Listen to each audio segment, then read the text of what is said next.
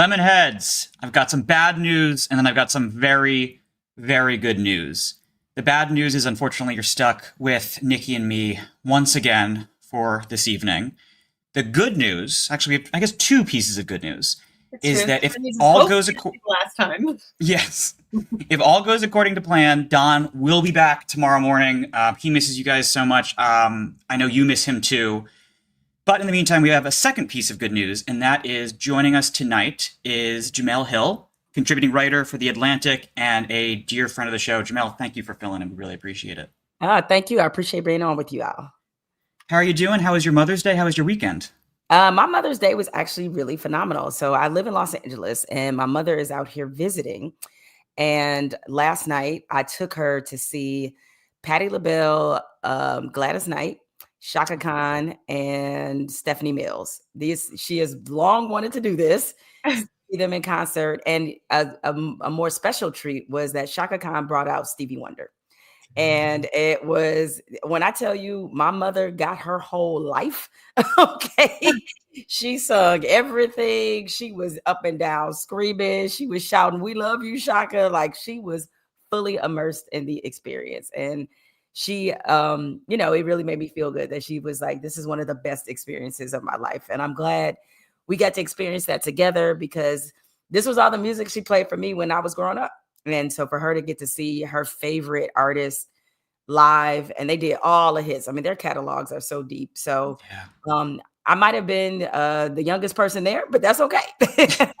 But it was a wonderful time. Oh, that's fantastic. Incredible. You're setting the bar so high for like all the daughters here. We're now sitting here like, wow, I did not do that good for Mother's Day. Flowers were not enough. Flowers were not enough. Well, as soon as they announced that they were all going on a tour together, I was like, I gotta go see this with my mom, because I know how much she loved their music. And she's a music fan in general, but like really that was, her era of music. And so it was just special to see her just like so delighted. And I wasn't the only child with that idea, because the majority of people there, it was quite a few older people there, but many of them were brought clearly by their children. So like we all kind of had the same idea. Oh, I love that. That's amazing.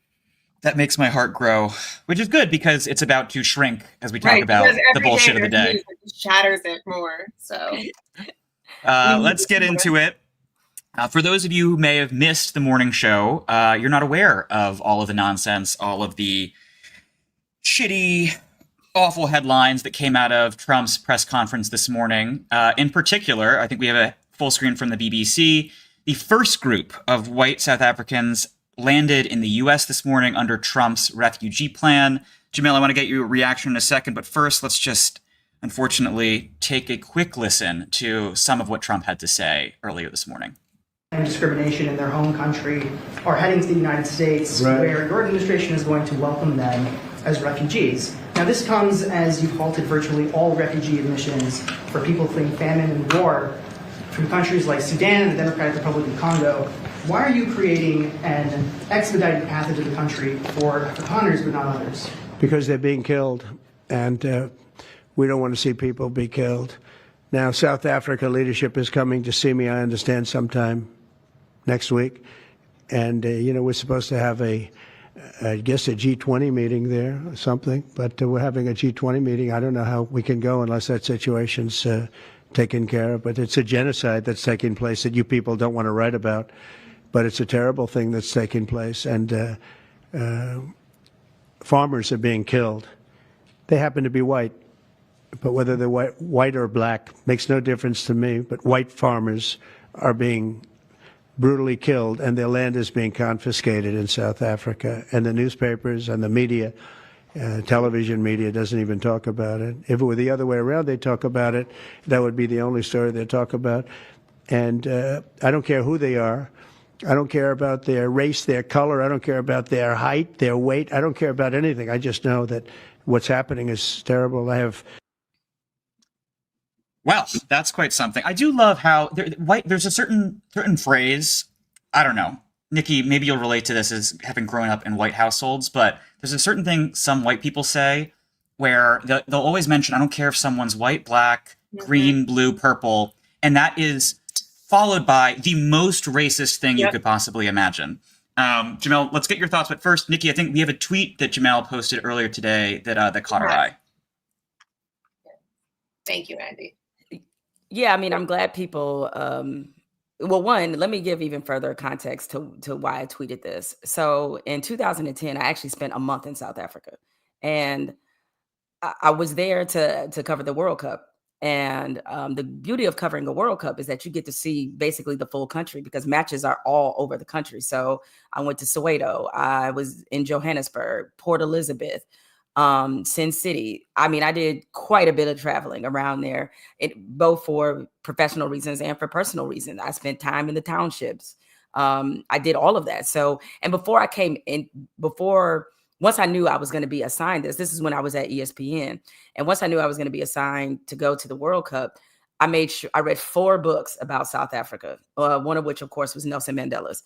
And just to get a better sense of the history, the texture of this place that I was going to, because they didn't want me to just cover the matches. They wanted me to write about this from like a sports culture standpoint.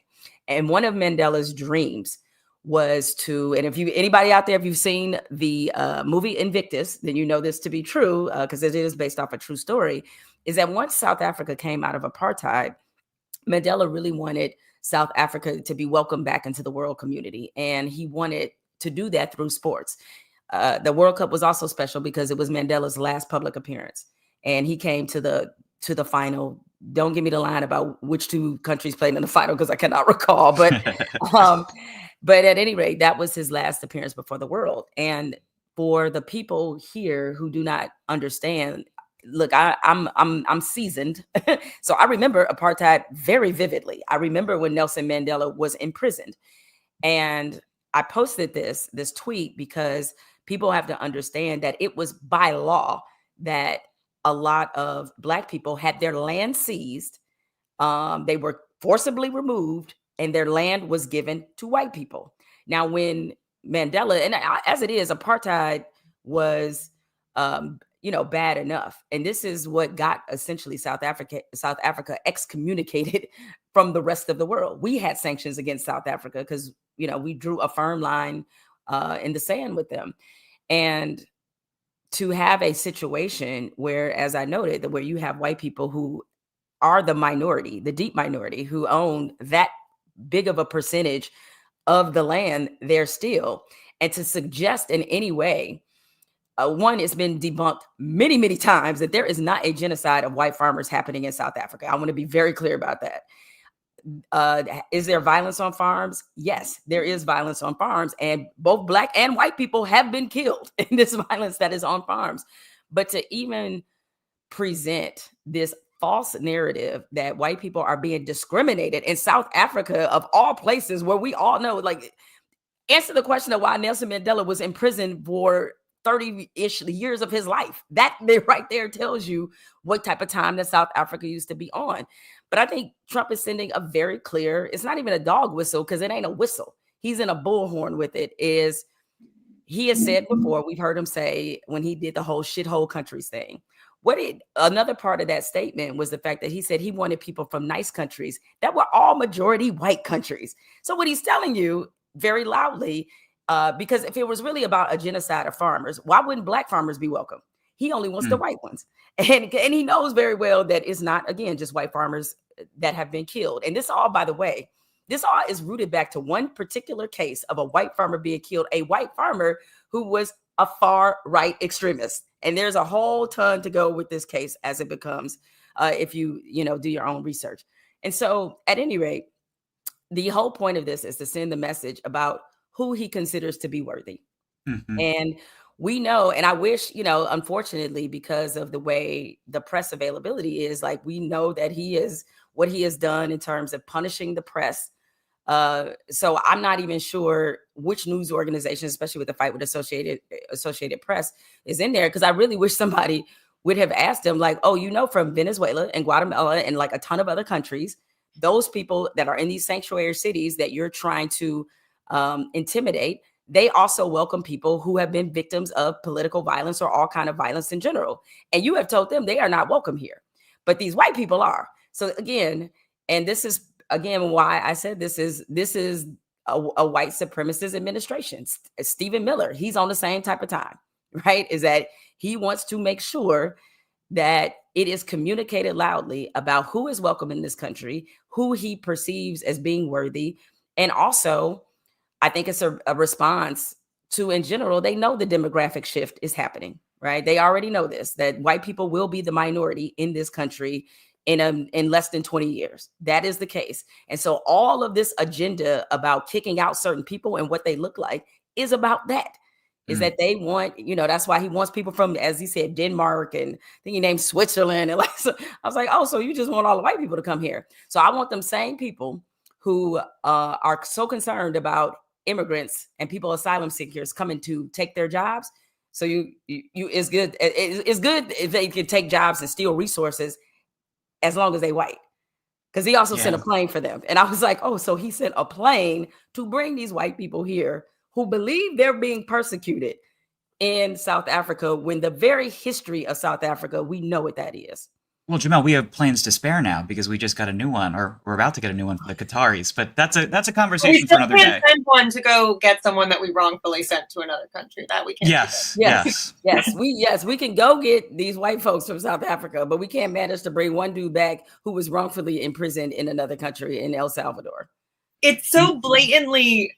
It's so blatantly obvious what they're saying. Even his comment about how we don't want to see anyone get killed, while you're actively removing refugee status for so many immigrants who were here, many of which had legal status, and sending them back to places where their lives will be at risk, or we're sending them to some prison camp. That's okay. That's okay. What's the difference here? Yeah, we all know what the difference is here. We know what the difference is. Just like we know why the head librarian at the Library of Congress was fired. Like we once I saw our photo, I was like, oh yeah, that tracks. So it's really be disappointing isn't even in the word. It's embarrassing, because with this, it's almost like our country is saying we are pro-apartheid. That's what we are. Like, and that never, that was never the stance that this country took. And unfortunately, because we are besieged by these headlines, he's flooding the zone. This is part of the strategy with doing things like this that are a distraction, or trying to send a signal to his base, who is very upset about the economy. He was like, well, let me make it all good by extending myself to these white people. And I have a feeling, ever since Mandela was president, which, he was able to win the presidency right after he got out of jail, South Africa has only had a black president, right? Ever since then. And I have a feeling that if South Africa had a white president, this wouldn't even be a conversation. I'd say I have two quick thoughts about all that, Jemele. The first is, one thing that you said caught my ear, the idea that America has never quite been pro-apartheid before. And generally, I agree with that. But I do think that, not for the Republican Party, but very specifically for a specific portion of the anti-left conservative movement, like, apartheid has been a fascination. My mind immediately went to this infamous episode on Dartmouth's campus in 1986, where editors for one of the far-right newspapers on campus, in the middle of the night, tore down the shanty town that a bunch of liberal and moderates, and really students of all stripes, had put up in protesting apartheid on campus. So I do think that, South African apartheid has been one of their bugaboos forever, and now we're just seeing it come to the forefront. Nikki, you and I talked this morning about how so often when Trump just floods the zone with a tidal wave of shit, there is occasionally like a tiny kernel of truthiness.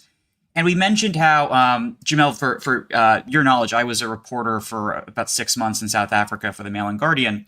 And so I know the political system relatively well. And what Trump is talking about when he's saying that these white farmers are being stripped of their land, he's talking about the Expropriation Act, which was signed last year. Mm-hmm. And the long and the short is it allows the government to take land without compensation if the property is not being used, and if there's no clear intention to develop it in the future. That's what he's talking about here. But to be clear, like, that's the tiny kernel of truth. The idea that there's a genocide going on that was bullshit, and the idea that, like, this is the instance where Trump and conservatives are willing to use the G word, but that G word is not present in other conversations is telling to me. Yeah, You too. Take it. I think it exposes the hypocrisy, but it's not even hypocrisy because they're more than comfortable with living in hypocrisy. I think it just exposes what this entire agenda is about. As I said, this is an administration that has made it very clear that they want to adopt a white supremacist agenda, and if they could, because they've already sort of hinted at this, I think they did more than hint. Where the protections against legalized segregation are going to end. And I think they either did it or something happened They with did it. for federal contractors, I For believe. federal contractors. That's what it was. I was like, I loosely remember that. And so they have made it clear that they consider this to be a priority within this administration. Of course, as we know, much of this is laid out in that Project 2025 that he claims he didn't know anything about. And so more or less, I mean, there will be many stains left by the political ascension of Donald Trump. But I think even though America certainly has, through Jim Crow, slavery, other things, we ain't got no room to judge anybody. There's no question about it. But I do think, whenever he leaves office, the respect the rest of the world has for us is absolutely gone. Like, they don't have any. And he's a major part of that. One, they think we crazy because we elected him. And two, the way that he is carrying and behaving in office is embarrassing. Like, it's an embarrassing look for this entire country. Even economically, we've been removing ourselves from the world stage, which is right now in a global economy. That's not how things are done. Defunding USAID. Let's be honest, a lot of that was to basically elevate our standing globally. It's why we did a lot of these things. And yes, a lot of it's great. We should help people, but it was always a little bit self-serving for us. Mm-hmm. And now that we've removed that, we've opened the door for other countries to step in and take that global role away from us. So yeah, I mean, there's in basically every way measurable and imaginable, we have taken our global standing and just smashed it down into the ground. Yeah, and I think the reputation of the United States matters. And the unfortunate part is because of how we view our own exceptionalism in terms of who we are as Americans, I worry and I fear that our worldwide reputation doesn't mean as much to the citizens here as it used to be. Like, that used to be something that we all took pride in, that we were the leaders, especially when again, America, certainly not perfect, very flawed, but when it came to, humanitarian causes and other things, that we were considered to be a leader. And now with our isolationism, with our blatant xenophobia, with all of those things, the ugliness that has always kind of been there in our country is being exposed before a worldwide, audience. And frankly, like, people are rooting against us, and they're rooting hard to see us fail. And that's a very unique and different position than what what we're used to being in. Like, the way we treated Canada is just like it's just so abhorrent. Embarrassing. It's super embarrassing. Like, I grew up in Detroit. Canada is 10 minutes from Detroit. So Canada has always been a close neighbor. Like, Windsor, Canada, when I was growing up, everybody would, once you turned 18, you went to Canada because you could drink over in Canada at 18 years old.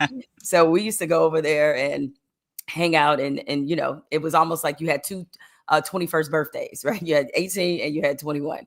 And so there, Michigan and Canada do a lot of business together. And we're considered, to be close neighbors and good neighbors, right? The kind of neighbors that you want.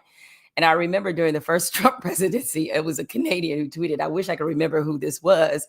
And he said, right now, Canada feels like their neighborhood is being messed up by the meth lab that's beneath them, talking about America. I was like, oh, wow. Like, I say, but, to betray a country like that has been nothing but a friend to our nation it's just humiliating, embarrassing, all of those things. Even the way he treated Mark Carney in the White House, like that was just rude. Like just no manners. Like, to be honest, like, I mean, even beyond a political maneuvering, rude. Jemele, I want to touch on one thing that Don raised. We reposted one of his monologues from earlier this year about this very issue. And one of my favorite lines in his monologue is he talks about how this isn't just about Pretoria, South Africa. This is about Peoria, Illinois. And what he means by that, very specifically, is if you rewind to 1865, Black Americans were promised, of course, 40 acres and a mule. And then it was Andrew Johnson, a sympathizer to the Old South, who said, screw that, never mind. And we've also seen how, like, the USDA has been used as a cudgel against Black farmers throughout America's history. It just feels like such an unbelievable slap in the face to welcome these white South Africans to this country when Black Americans, who again received that promise in 1865, and it's never materialized. And now, as Don raises, and I encourage everyone to watch it, it was our 2 p.m. drop today, there very likely could be some formerly Black-owned farmland that is now going to go to these resettled South African white farmers. Yeah, and if anybody knows the history and the plight of Black farmers, I mean, beyond what you just mentioned of the how the 40 acres and a mule never came true, even just the history of like how much land. One of my colleagues at the Atlantic did a big piece on that, about the amount of land that has been stolen from Black farmers over the years. The intention behind this to continue to sort of throw this in the faces of Black Americans. Oh, another piece of history, I guess we should all remind folks, when you said that about the 40 acres and the mule, is the fact that the U.S. government, they gave reparations to the slave owners and not to the actual enslaved. Yeah. Also, I was like, kind of got the wrong message there, guys. But at any rate, this is, so when people talk about, especially, I'm sure you guys have been in conversations with people who are like, well, give me evidence of Donald Trump being racist. I'm like, would you, I mean, what How long do you have? Right. Like, I was like, where do you want me to start? Right. It's like, what? This is, to me, another blatant example on top of the mountain of examples that Donald Trump is a white supremacist. I mean, and this goes back long before he even ran for president. Yes, exactly. It's like it didn't just start, now. I mean, it was even before the whole birther movement that he created against former President Barack Obama. It's like Central Park 5, housing discrimination, all of that. Like, he has a long history of that. And it's truly, sort of disappointing that, people have taken these pictures of like, or just they try to use these photos that he took with Jesse Jackson and like all this other stuff to try to prove that, he isn't. I often refer to that as something I call the Sal's Pizzeria theory. And if you've seen Do the Right Thing, you remember there was a scene where John Turturro, Spike Lee, they're in the pizzeria, and John Turturro had just picked up the phone and called. And after he, upset about somebody ordering a pizza, he called them the N-word, like just blatant. And Spike had to ask him, he's like, hey, how is it that you forever calling us that? But on the wall in this pizzeria, you got, all these pictures of Black folks like Magic Johnson and, Prince is your favorite artist and all this other stuff, like all these Black people that you like from an entertainment standpoint. How are you doing that? And you deep down, you despise us. And he's like, oh, they're Black, but they're not Black. How somebody treats famous Black people doesn't mean shit to me. Does not mean anything, because everybody likes to be around famous people, whether they're Black, doesn't matter, right? So and we know that Donald Trump loves to be in the company of celebrities, and he loves to be adored by celebrities. And so I really wish people would stop using that as some kind of defense that proves that this man is not a racist. He is. Yeah, I think that's such a good point. Let's play. I have one last. Oh, sorry, Nikki, go ahead. You want to talk about who he surrounds himself with? How many self-identified white nationalists are in his cabinet? We're going to Thanksgiving with Nick Fuentes. That's why I was just about to bring that up. I was like, didn't him and Nick Fuentes have like dinner together or whatever? I'm like, okay. But at least Kanye was there, so that makes it all better, right? Right. And I don't recommend Googling Kanye's latest release, by the way. Spare yourselves. We only have a couple more minutes with you, Jemele. Let me play one last SOT. This was quite something. This is the Deputy Secretary of State speaking about the Afrikaners who were welcomed into the country today. Thank you very much. I just wanted to know, there were many, from the BBC. There are many people who fit the criteria of seeking help, who are fleeing persecution. Afghans, for example, I mean, they live in a country run by the Taliban. But they're being denied refugee status. So I'm wondering, why has such an exception been made for the Afrikaners, especially when the South African government says they're not in danger?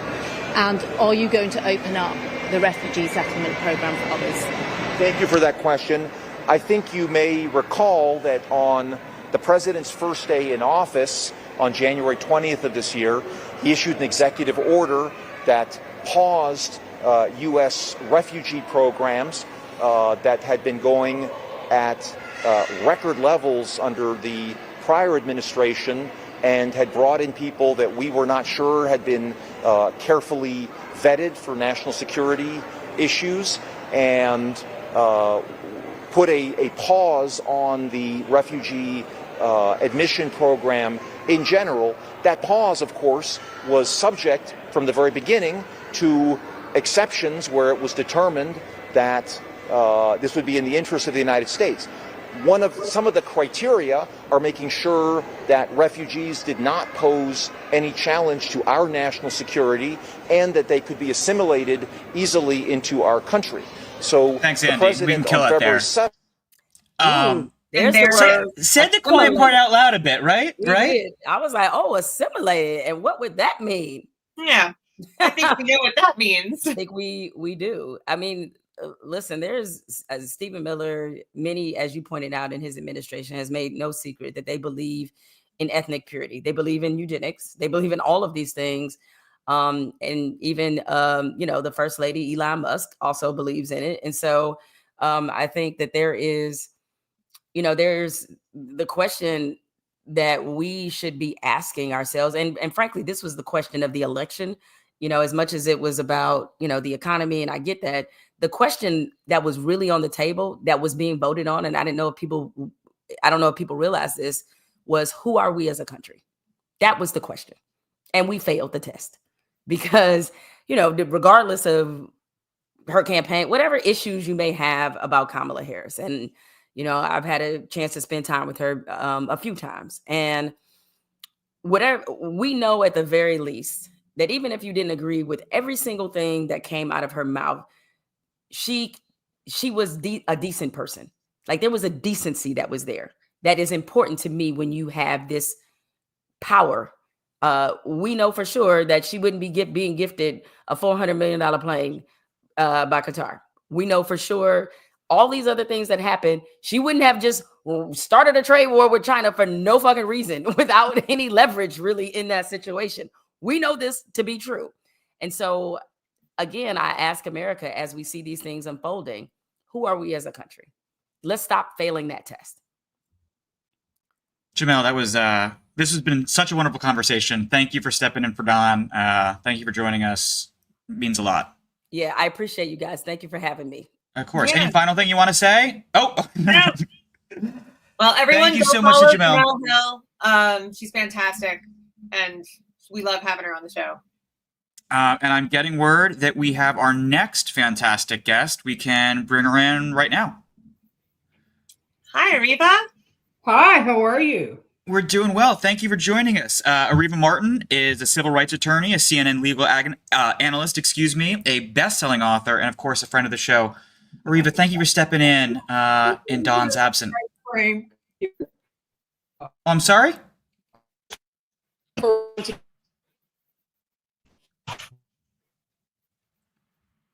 I think we may have lost Areva's connection. We'll try and get Areva back momentarily. Yeah, I'll work on it. Thank you, Andy. Nikki, as Andy is working on that, how about we just reflect for a second on that conversation with Jemele, because my goodness, she is a tour de force. That she is. Let me just send 1 second. Okay. No, I agree with literally everything she had to say. It's a little bit disheartening to hear that we failed the test, but that's exactly what happened. Yeah.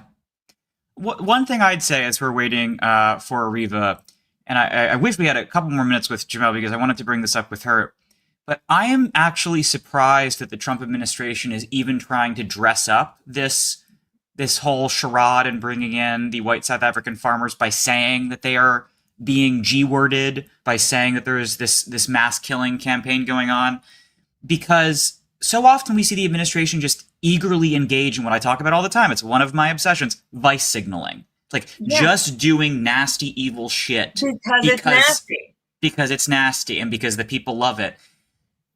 And it's almost odd to me. I feel like it is not true to form for them to try and actually justify what they're doing. Areva Martin, how are you? I'm well. How are you? Glad you was able to get back in the show. Oh, we're so grateful that you could join us. I was just introducing you earlier. Areva Martin is, of course, a civil rights attorney, a CNN legal analyst, a best-selling author, and a dear friend of the show, and Don Lemon, of course. Areva, how was your Mother's Day? Oh, it was wonderful. I am in sunny California. I think it was about 90 degrees in LA yesterday. So it was a beautiful day. And I got to communicate, share with so many amazing mothers and godmothers and aunts and grandmothers and women that just stand in the gap for so many kids and families. So I had a good day. Thanks for asking. Oh, fantastic. I'm so glad to hear that. That was uplifting. That was heartwarming. The rest of the conversation may not be as uplifting or heartwarming. To get us started, let's just watch a quick news report from NBC News that can be a good scene setter for the rest of our conversation. New York City, a jury is now seated in the federal criminal case involving Sean Diddy Combs. The 55-year-old rap mogul and founder of Bad Boy Records is facing serious charges, including sex trafficking. He has pleaded not guilty. During opening statements today, prosecutors said Diddy used his power and influence to intimidate women, forcing them to take part in drug-fueled sex parties. His defense team told the jury it is, quote, time to cancel the noise. NBC News entertainment correspondent Chloe Malas was inside the courthouse and joins us live now. So, Chloe, there are dueling narratives clearly from both sides in this case. What did we hear today? And did you see anything visibly from Sean Diddy Combs or his family who were there with him in the courtroom? So I had line of sight directly on Sean Combs' face, and at no point did he show any sort of emotion except when he first entered the courtroom. He looked over at his family. He looked so happy to see them. He also hugged his legal team. But what you heard from his lawyers is that all of these relationships were consensual, that you were going to see and hear many things. You're also going to see that CNN security video of him brutally beating an ex-girlfriend of his by the name of Cassie Ventura. But they say that is domestic violence and that he is not charged with domestic abuse, that he is charged with racketeering, sex trafficking, and that prosecutors aren't going to be able to prove that. Now, when you heard the prosecutors' opening statements, they paint a very different picture, that he ran a criminal organization, that he used his businesses and his employees, some of his employees, to carry out illegal activity, that he engaged in all sorts of things like forcing women that he was either in a relationship with or women that he knew to force them to take drugs, take part in parties known as freak-offs with male escorts, and also film them and film these incidents and use it as blackmail to keep them quiet for years. We could actually hear from Cassie Ventura as early as this afternoon, and you can imagine that her testimony is going to be pretty powerful. Now, Areva, that broadcast, that report went up around 2 p.m. this afternoon. So obviously there may have been some developments after that report took place. Can you update us on anything beyond what was said just there? Any new developments? What have we missed since that reporter was on the scene? Well, I think the most important thing that happened today was the seating of the jury. We now know the composition of the jury. We know there are 8 men and 4 women. We know there's 6 alternate jurors. We don't know their names. We don't know a whole lot about them. That's purposeful. The court is not going to allow the identities of the jurors to be known until after this trial is over. We also know in federal court, there are not cameras inside those courtrooms. So we're going to see a lot of reporters like that reporter that was just on the screen, who's going to be coming outside the courtroom, giving those up to the minute reports about what's going on inside, because as of today, still no cameras inside of federal courts.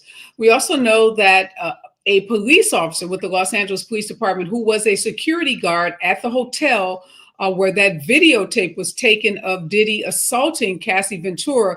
He testified earlier today, and he was a very critical witness because he laid the foundation for the introduction of that video. And he gave us a really, a real-time account of what happened the day that he was called to was notified that there was this emergency situation happening in the hotel, and how he arrived on the floor where Cassie Ventura and Diddy were to realize that this wasn't just two ordinary citizens, that this was, rap mogul, music mogul Sean Diddy Combs, who was in a physical altercation with his also famous girlfriend at the time, Cassie Ventura. So we did hear that very critical testimony. The prosecution came out swinging after making this very powerful opening statement. They came out with this witness, again, the police former security guard for the hotel, talking about Sean Diddy Combs trying to shove a wad of cash at him, suggesting that he was trying to bribe him to keep the information about what he saw, what he observed that day quiet. So it was a big day for the prosecution. And look, this is how trials work. The prosecution goes first. They're going to put on their most powerful and persuasive witnesses. Oftentimes people think their cases are going one way because they've just heard one side. But trials are marathons. You got to be patient. You got to listen to all the evidence. You have to recognize that after the prosecution rests, the defense is going to put its case on, and then you're going to hear a counter narrative. So where this case ends up is not clear at this point, but we do know that there is a mound of evidence against Sean Diddy Combs, and this defense that he has of this just being either domestic violence or consensual sex with girlfriends. It's going to be difficult for a lot of jurors to buy that. So it sounds like we got some pretty big information from the prosecution. Did we learn anything from the defense today? We did. We learned what their strategy is. We learned through their opening statement that they're going to claim that Sean Diddy Combs was perhaps a violent person. He was a mean person. I think his lawyer even called him a jerk. We learned that they're going to admit that he did engage in physical violence with his girlfriends. But they reminded the jurors over and over again, this isn't a case about domestic violence. This isn't a case about someone who's mean or has a bad temper or who engages in this kind of physical violence. This is a case about sex trafficking. And they made the bold assertion that although you may not like Diddy, you may not like some of the things you will see on the videotapes, they claim that you will not be able to make a connection between any of his conduct and any of the charges that have been filed against him. And this was the defense we were expecting. Obviously, you can't say the guy isn't violent when we watched him drag Cassie Ventura by her hair on that video. And I expect there's going to be more videos of violent conduct by Sean Diddy Combs. So his lawyers want to get ahead of that. They wanted to give the jurors a sense that, get prepared for this. But keep in mind, this is not what the charges are about. Areva, I want to pick up on something that you mentioned a moment ago, because I feel like gender is going to play a huge role in this trial. You said that only, if I'm not mistaken, only 4 women were seated on the jury. And again, if I'm not mistaken, I believe either his entire legal team or most of his legal team are also women. I imagine both of those things are not by mistake. I imagine that there's no coincidence there. Can you talk to me about that? Absolutely not. Look, trials are about storytellers and who can tell the most persuasive story to jurors. At the end of the day, people remember how the lawyers look, how they present themselves. I've even had folks say to me that they look at their lawyer's shoes. So everything that the lawyers do in this trial will be under a microscope, will be scrutinized very, very heavily by these jurors.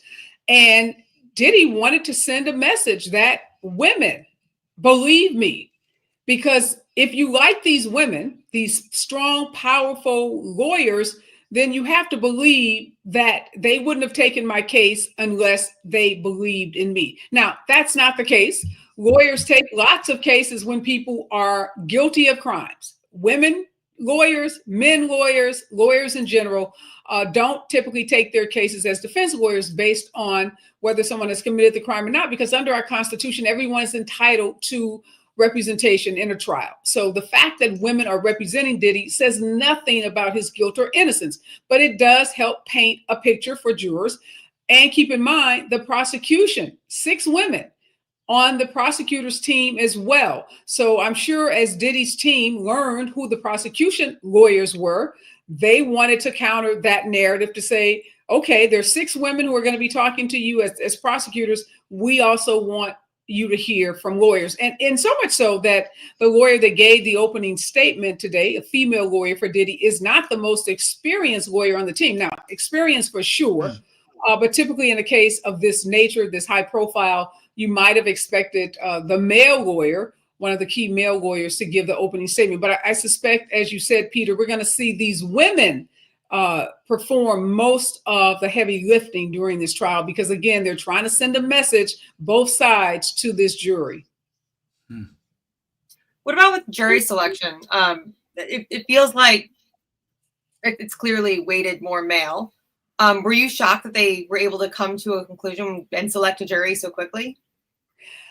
Well, it was anticipated that it would take about 2 weeks. I think they came in under that time. This judge has been very clear that he's going to try to move this trial along. Look, jury service is difficult for jurors. And the last thing a judge wants to do is to start losing his jurors. That's why you have 6 alternates in case someone gets sick or someone has a family emergency.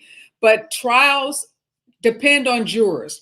And they need those jurors there. They need them attentive. They need them committed to this process. So think about 8 weeks. That's a long time to be away from your family, to be away from your job. So to the extent the judge can do everything he can to be efficient, I would expect him to do so. And I think if he said this is going to come in around 8 weeks or under, it's probably going to come in around 8 weeks or under.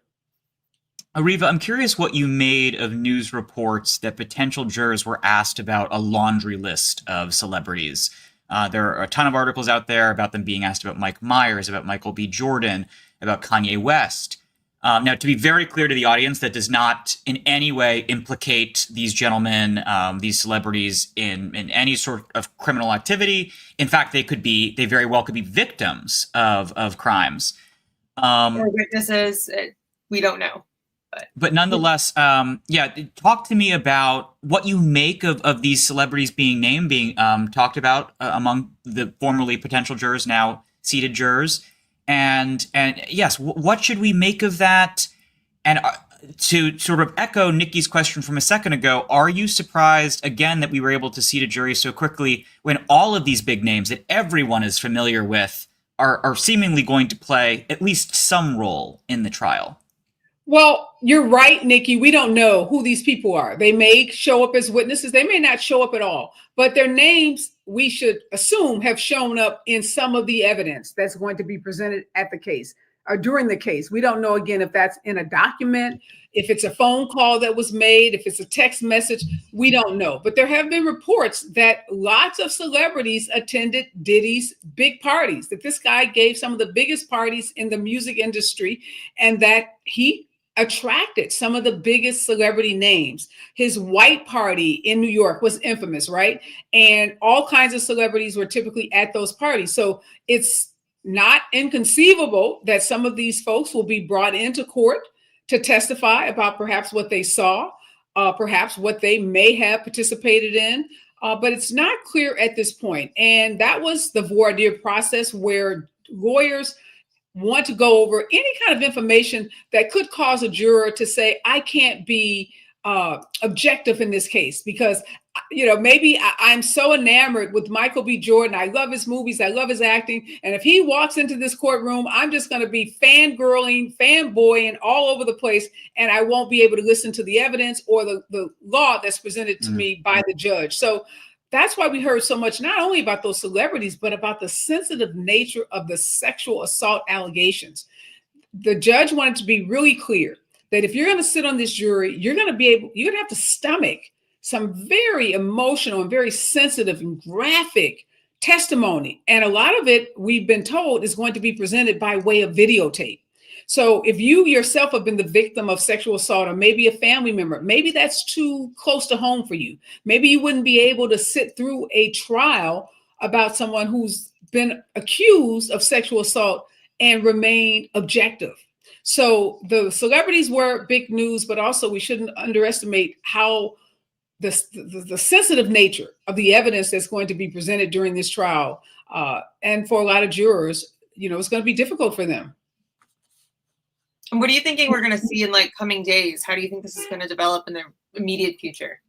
I think Cassie Ventura is going to be an explosive witness for the prosecution. Her testimony may take several days, if not an entire week. We know that she has said she wants to testify under her own name. She doesn't want to be Jane Doe. She doesn't want to be anonymous. We know she's pregnant with her third child. I think she's giving birth in a month or so. We can only imagine that this is going to be very emotional testimony for her. She had a very long-term relationship with Diddy. So recounting all of what happened during that relationship, some of which we know from news reports, but a lot of which we will be hearing for the first time. And then the challenge of these women on the defense team, who I suspect one or more of those women will do the cross-examination, having to walk that fine line of calling into question her credibility, making the jurors believe that she in fact was involved in a consensual relationship, that she too participated in violence as it relates to her relationship with Diddy, but not bullying her.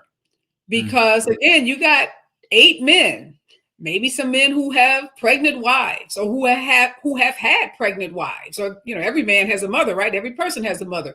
So just how do you walk that fine line to make your points as a defense attorney, but recognizing that Cassie Ventura is already a sympathetic witness because we've watched her get beat, and I don't care what the charges are. No one agrees, I would imagine, that anybody deserved to be beaten in the way she was beaten in that video. So she walks into that courtroom with a great deal of sympathy already. To that point, Areva. It's got to be so hard to walk in there. I can't imagine. To that point, we do have the video. We'll play it in a second, but for anyone watching, I want to just warn you in advance that it is extremely disturbing. And, you're more than welcome to pause this and then fast forward and say 30 seconds. Andy, can we play that silent B-roll, please?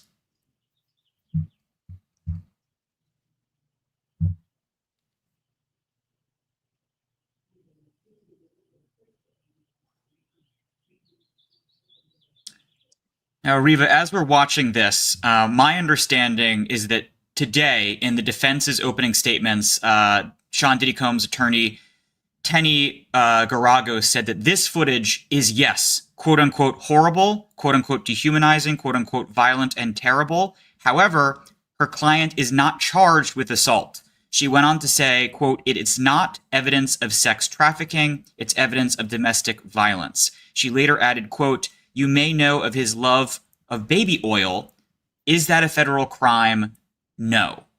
So I'll leave, the ball is in your court. How big of how much influence do you think this specific video will have over the course of the trial? We're talking about how much sympathy that Cassie Ventura will have just by walking into the courtroom. But I thought that the defense attorney made a really interesting point in the opening statement today. What say you? Well, I don't know. It was a point you would expect a defense attorney to make, but it's way too narrow of a position. No one is expecting the prosecution to rest its entire case on that video. That's one piece of evidence, and it's going to be one piece of a huge mound of evidence that will be presented. And you're not going to be able to reduce that evidence to that's just a mean guy kicking his girlfriend's ass, and that doesn't really mean much because that's not what the charges are. I'm sorry, Ms. Garagos, it's just not going to be that plain and simple or that cut and dry. That video, the jurors will be asked to view that video in the context of a lot of other evidence that will be presented that will show that he had a propensity for violence and that there was a pattern of violence that was used to coerce. And we heard some of that today from that former security officer who said when Diddy went back to the hotel room, the 2 security guards went with him, he grabbed the cell phone from one of the other officers and got aggressive with him. And the officer had to throw him up against the wall, like release the phone. So it's going to be hard for a lot of people to disassociate the conduct that they see on that video from the other evidence that they will hear from the other videos that they will hear. So yes, I would agree with Ms. Garagos. That video in and of itself does not prove the racketeering case against her client. But that's not what the video is being offered to do. It's being offered as a piece of a puzzle and a much larger compilation of evidence that will be presented throughout this trial that, according to these prosecutors, will lead jurors to one and only one conclusion, which is that he is guilty of the charges brought against him.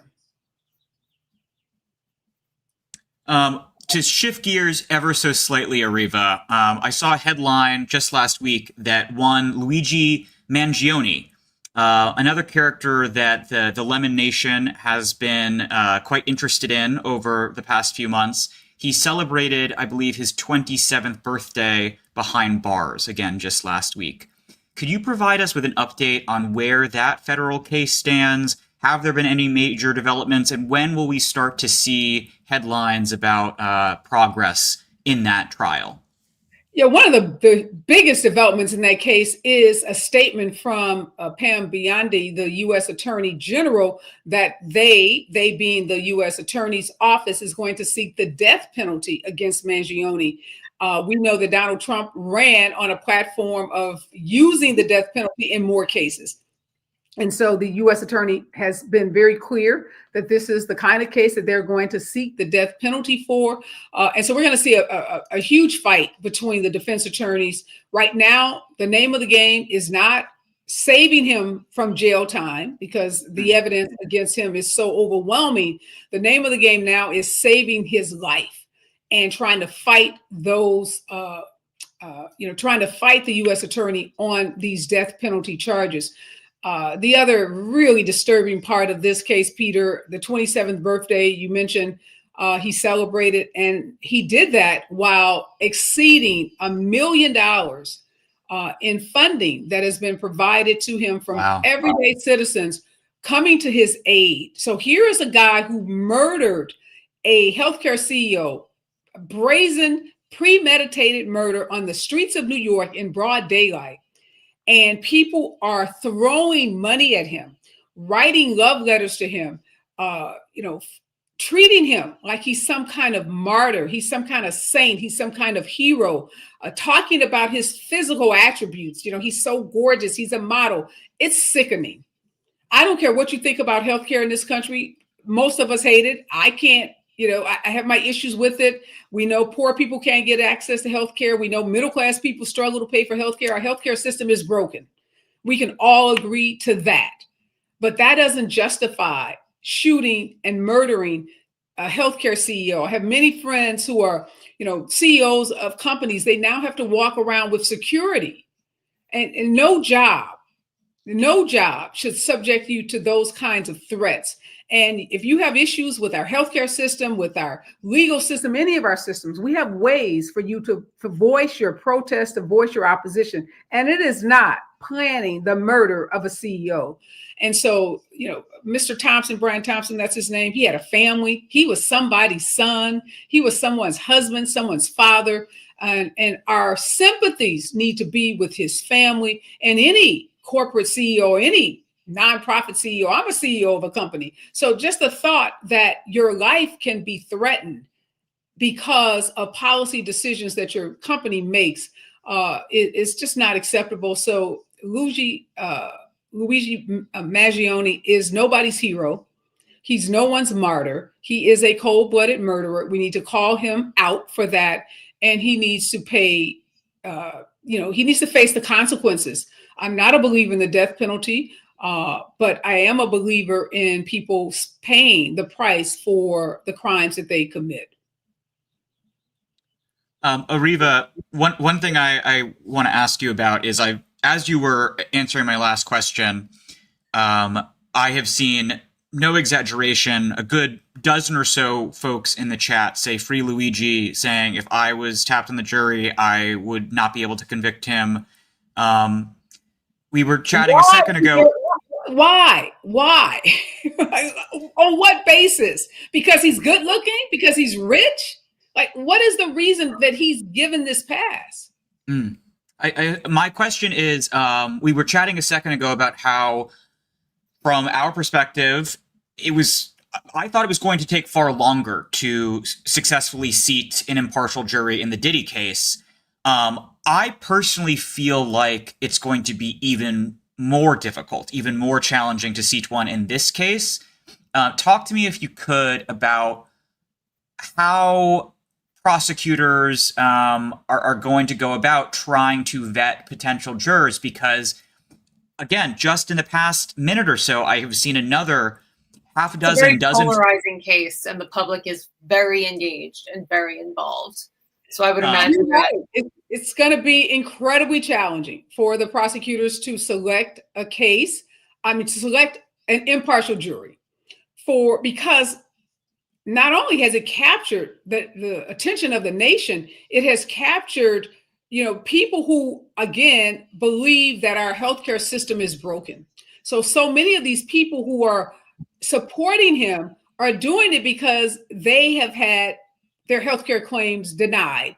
They've had access to healthcare denied. They've gotten $100,000 healthcare bill. They've had their credit ruined. They've just had horrible negative experiences with our healthcare system. And I get that. My heart goes out to people.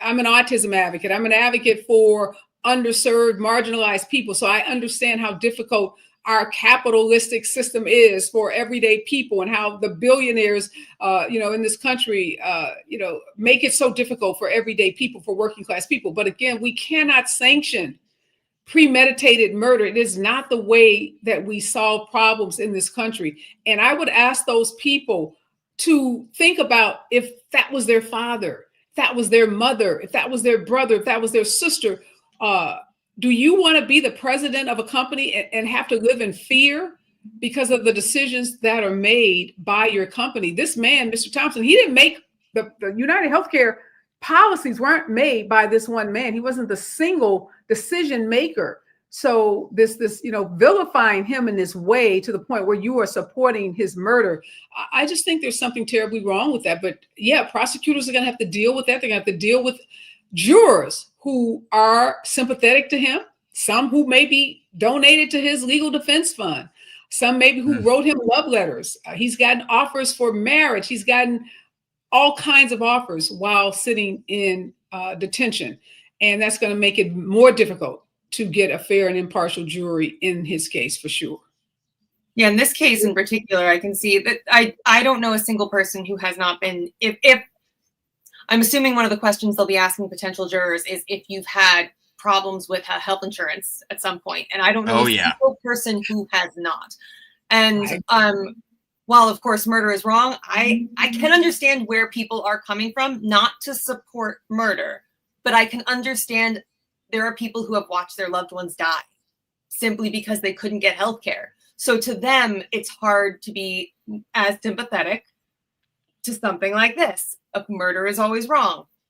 But I think it's going to be very hard for them to find that many people that have never had to fight with an insurance company, from either themselves or a family member.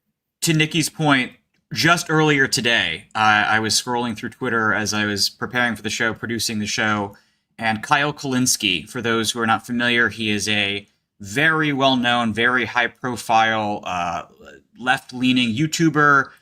He has probably tens of millions of views every single month, and he posted a meme. The top of it read, "Who has killed more people?" And then one photo was Brian Thompson, the United Healthcare CEO, and then the photo below it was Osama bin Laden. I say this only to echo Nikki's point that I think it's going to be extremely difficult to find a jury that can act impartially in this case. I think it's going to be hard, but not impossible. I believe in our jury. I thought it was going to be difficult for Diddy too, to be fair. So yes, same. It's going to be hard, but not impossible. And I think the voices of people that are supporting the murder of Brian Thompson, they're loud, but they're not the majority of the people in this country. I mean, the majority of the people, I believe, in this country support law and order. They support our system of laws, our system of justice. And I think when people are asked to sit on a jury and be, it may take 500 submissions. It may take 1,000 submissions, but I think they're going to be able to find jurors who will look at the law. And it could be a case where he pleads. There may be a plea deal that's entered for guilty in exchange for taking the death penalty off the table, because there's not going to be there's not really a defense to the murder, because the murder was witnessed. The manifesto is there, so there's not a whole lot of evidence that the defense will have to try to prove his innocence or to get an acquittal. So I think this is a case that may never get to a jury, could very easily be pled out. Many of these cases where you have, the murder is so clear, you often don't go to trial because it's just a waste of judicial resources. The person knows it. The lawyer's not there, I think in this case, again, to try to get an acquittal. The lawyer is there to save his life, to get him, to get the death penalty off the table. So that's another thing I wanted to ask you. Like, is the death penalty for something like this? Is that something that is usual? Is this something that we expected in this case? It's a little unusual because typically he committed a murder in the state of New York. So typically this would be a state murder trial. The death penalty, New York doesn't have a death penalty. This is the federal charges against him for murder. And so in a case like this, it is a little unusual that the Fed stepped in and charged him with murder, and they are the ones who are asserting the death penalty as a potential penalty if he is convicted or if there's a plea deal of sorts. So it is unusual in that case, and that's been one of the big fights the lawyers have been engaged in, is the way that he has been charged by two states, I think the state of Pennsylvania, the state of New York, and the federal government. But again, I just, and I know you're getting all these comments and people are supporting this murder. Yes, you can compare him to, all kinds of, really bad dictators.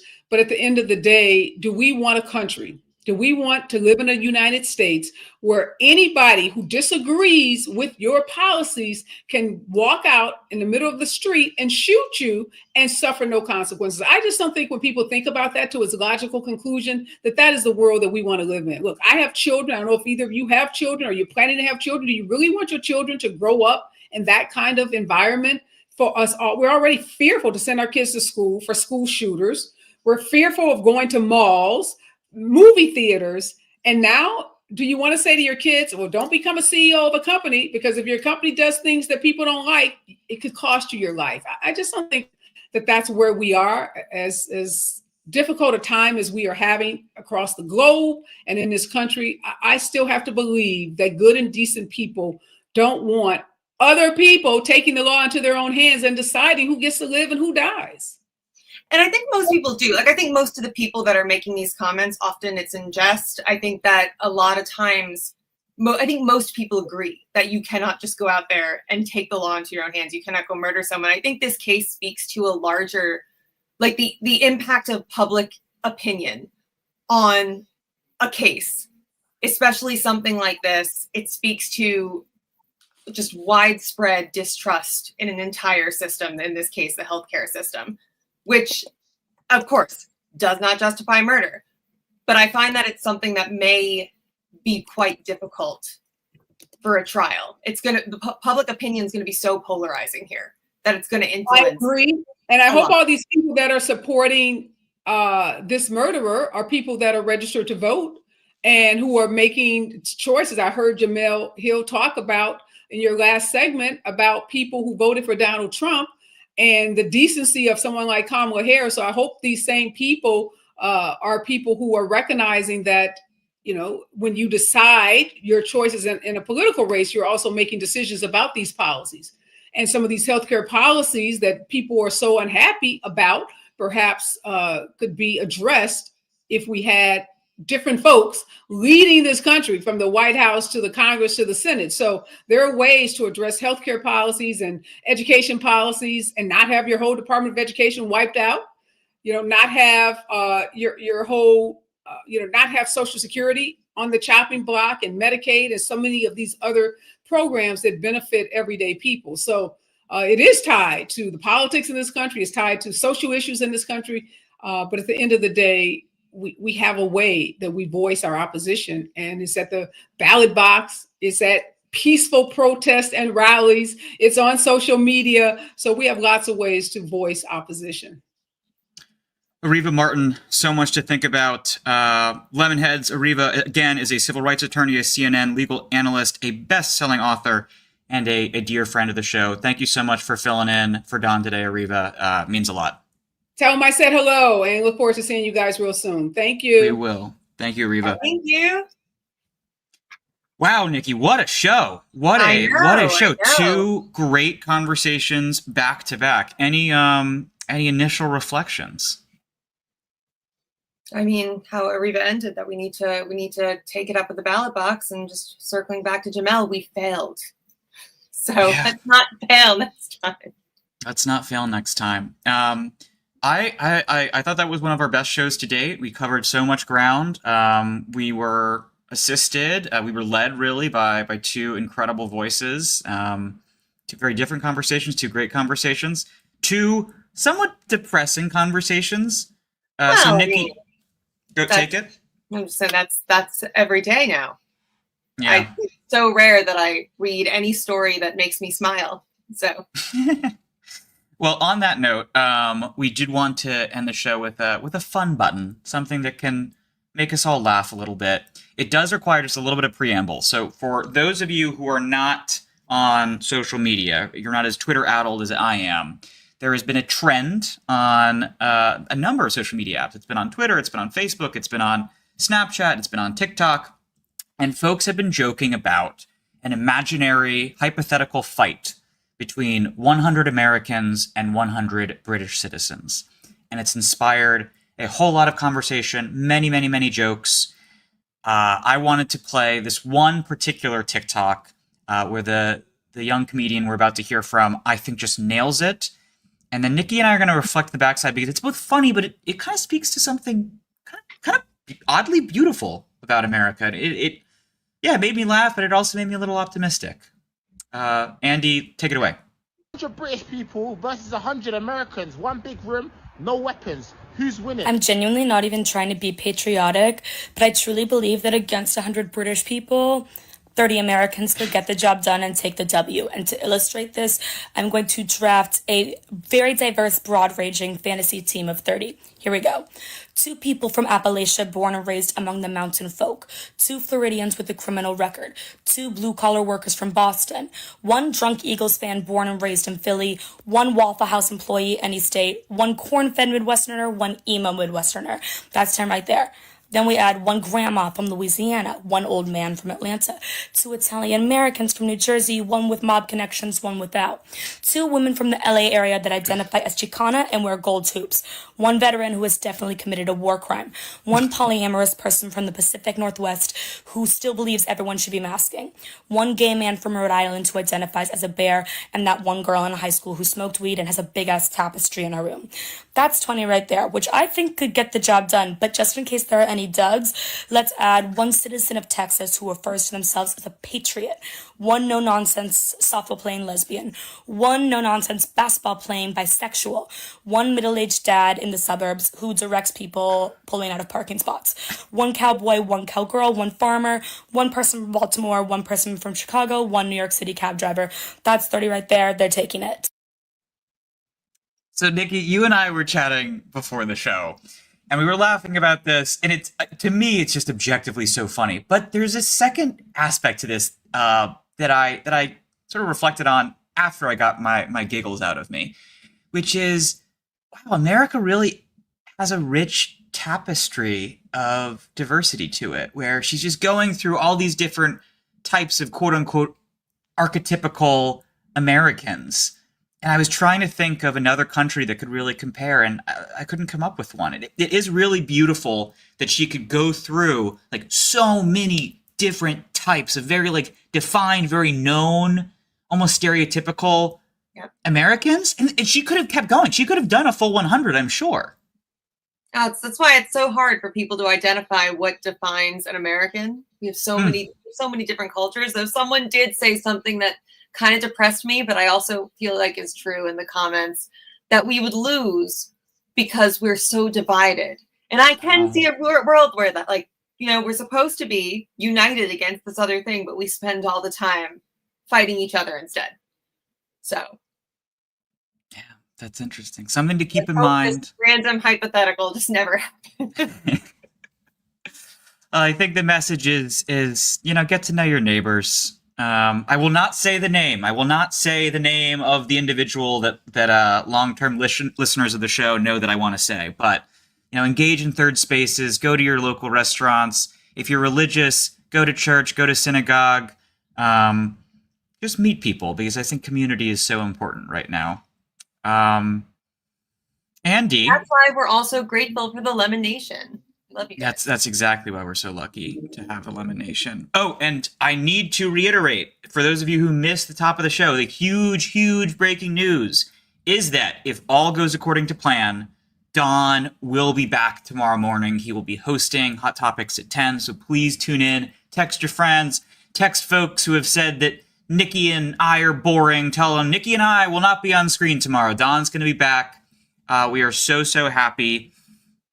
And on that note, just Andy, know we don't really take it to heart. So if you guys, it's okay. You can criticize us. We're fine. No, of course. It's the Don Lemon Show. People expect Don Lemon.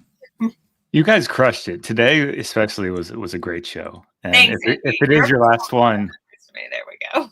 What's that? Your approval is all that matters to me. Thank you. Oh yeah, no. I did see that quite a bit, though. I saw like at least 3 or 4 folks say this was our best show, and I agree. I think this was excellent. We killed it. We definitely got into the swing of things. Yeah. Well, it's been fun hanging with you for this past week. I wish it was under better circumstances. And who knows, maybe we'll be back with you again soon. And if not, you'll see us on the Members Only Show. Yes. You'll see us on the Members Only Show, of course. Peter could have dressed up. God, okay, it's a t-shirt. Come on, Peter. It's okay. Just so you know, I struggle with this every day, because any of you that have seen me on the Members Only Show, I just live in like exercise wear. So I'm usually wearing a hat. I don't really do anything with the makeup. And I've been making an effort. And every morning I've been wondering like what sweater to wear. So yeah, Peter, could have stepped up your game. Gotta step it up. I know you have a very nice sweater right there on the shelf. I am not going to wear Joan Diddy's sweater. Have you though? Have you tried it on? Andy.